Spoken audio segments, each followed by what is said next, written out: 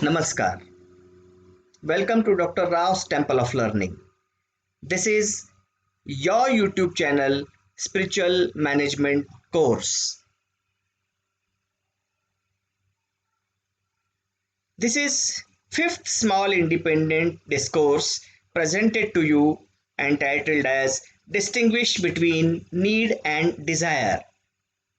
This is closely related to your own spiritual management. Yes, this is Dr. A.P. Rao, Vice President, Telecom Division, High Physics Laboratory India Private Limited, MIDC Ranjangaon, Pune, Maharashtra. So we are talking about the need and desire. The understanding and suggestion through the course of spiritual management says we must understand and able to distinguish between our need and desire for better development through spiritual management. Now let us understand the difference between need, want and desire. Need is the basic necessity without which you feel deprived. Desire is the emotion or feeling to obtain. Any outcome may or may not be a requirement. And want is, it may be placed between the need and desire. It is neither a fundamental need nor a desire, that is a very strong wish. So you need to balance your want and your needs.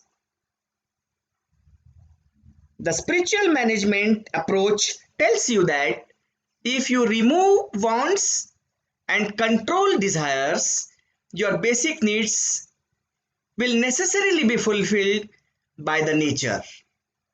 And through this way, you will achieve the spirituality. Let us understand in a few more details. So we have understood that needs are always fulfilled. Needs are the hardcore requirement of a person. This is related to our capacity to sustain and that we deserve for. This is situation based criteria and also relative. These statements in next slides to come we will understand.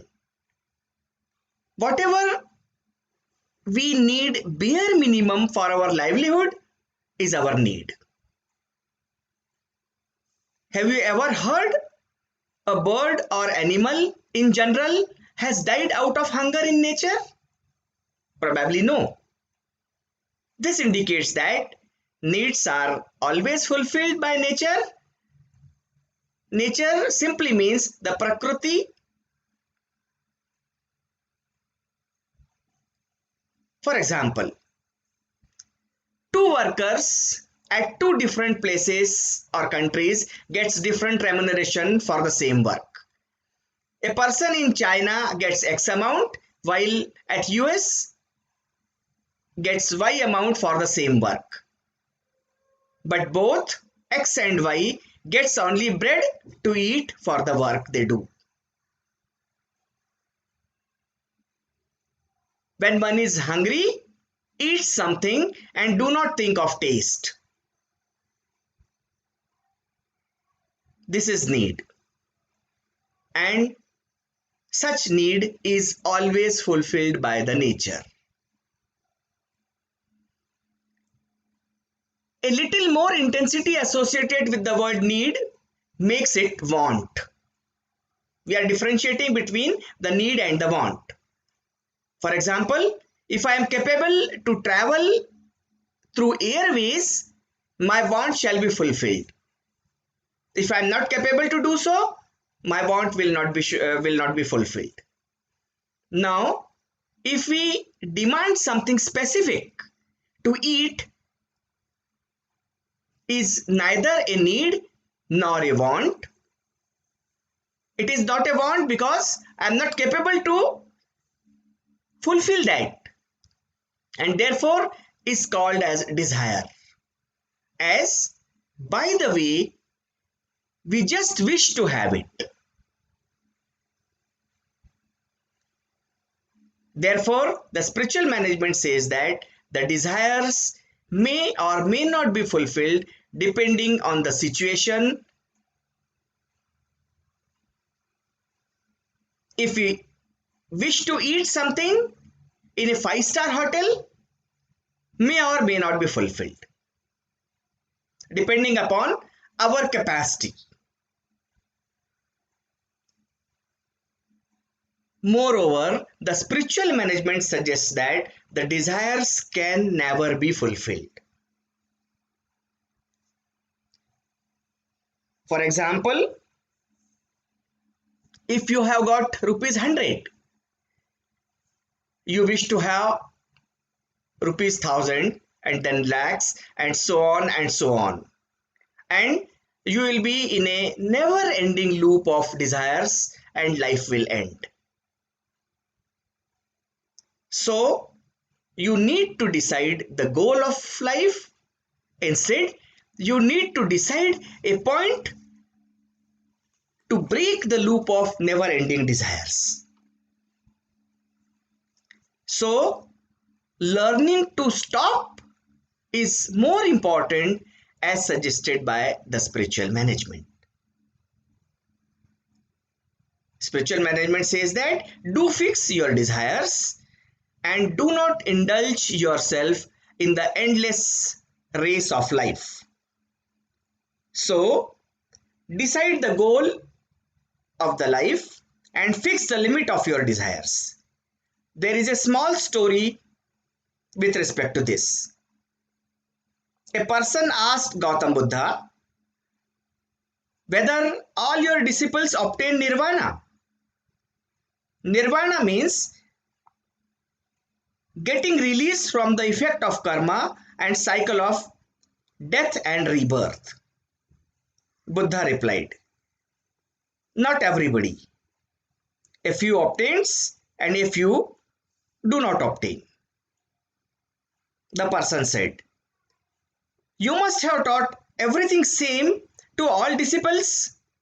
Still, why one has not obtained the nirvana and other has obtained? Buddha asked the person, if someone asks you the road of the temple in the village and later deviates and wander here and there, what will you do? Person replied, my work was to tell the road. What else can I do? Buddha said, true. Similarly, what can I do if someone deviates from the path and wander here and there? My work is only to show the road to nirvana. So is the spiritual management approach. If you limit your desires, spiritual management is obtained. Otherwise, it will not be obtained. There is something more about the materialistic or material life. Therefore, spirituality is important and above everything. Spiritual management teaches us that I am not the body, but I am the soul. Body is not mine, it is of the nature. This I is not body that undergoes changes every second. This I do not have any control over changes in the body. But remember that this I, that is not the body, remains same either in childhood or young age or even old age, except the external look. Think deeply. If body is for me and I am the controller of the body, I would not have allowed any changes in my body and remained young forever. But no one can do this. This is the proof that spirituality is above the material. Therefore, spiritual management suggests us to understand the difference between our need and desire for better development of the humankind. To conclude with, we may say that when we understand the difference between need and desire, do not run behind the material or materialistic world. We just use the material for the need of the body and do not become dependent on it, and thus works on spiritual management approach for inner peace. This is all for this discourse. Thank you very much. And as usual, I finish this talk with a shloka from Veda. Om Purnamadaha Purnamidam Purnat Purnamudachyate Purnasya Purnamadaya Purnamevavashishyate. Means it appears you can take as much as you want from the nature and still you will be left with as much. Thank you. Thank you very much.